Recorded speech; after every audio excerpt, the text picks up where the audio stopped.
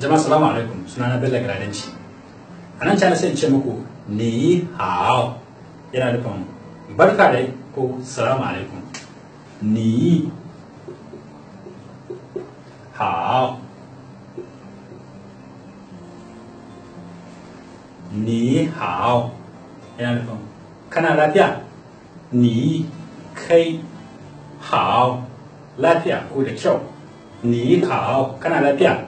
Sai kama sai ka ce ni hao kana lafiya, kana lafiya, kana lafiya shine gaisuwar idan muka fassara da Hausa.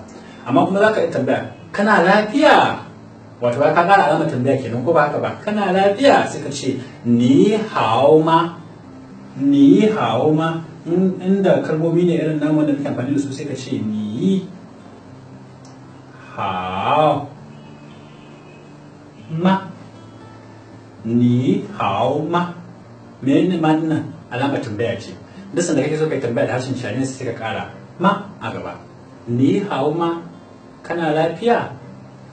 Kai kuma sai ka ce wo hen hao, wo hen hao, wato ina lafiya ko ina sosai lafiya.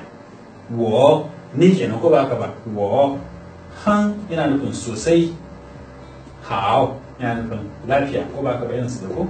Wo hen hao, ni sosai lafiya yana nufin ina lafiya kalau kenan ko lafiya ta kalau. Haka ake gaisuwa da harshen China. To da akwai lokacin da aka wani yunwa a nan kasar da ta kai ta kawo jama'a da yawa sun mutu, miliyoyin mutane.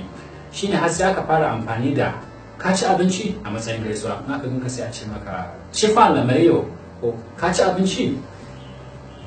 Ci fan, ci yana nufin cin abinci, fan yana nufin abinci kenan ko ba ka ba? Kuma ana iya kiran ma fan shinkafa, mi fan. Saboda haka yau dai ga wasu 'yan kaɗan ina fata ba su da yawa. Idan ka ga ɗan Chinese kana so ku gaisa ka ce mishi ni hao, zai ce maka ni hao. In tambaye ka ni hao ma, za ka iya ansawa wo hen hao. In kuma kana so ka yi mishi irin gaisuwa wanda sai a nan cikin ƙasar nan jama'a suka san da ita, sai ka iya ce mishi ci fan la, ci fan la ma, ci fan la ma. Mu bar shi haka.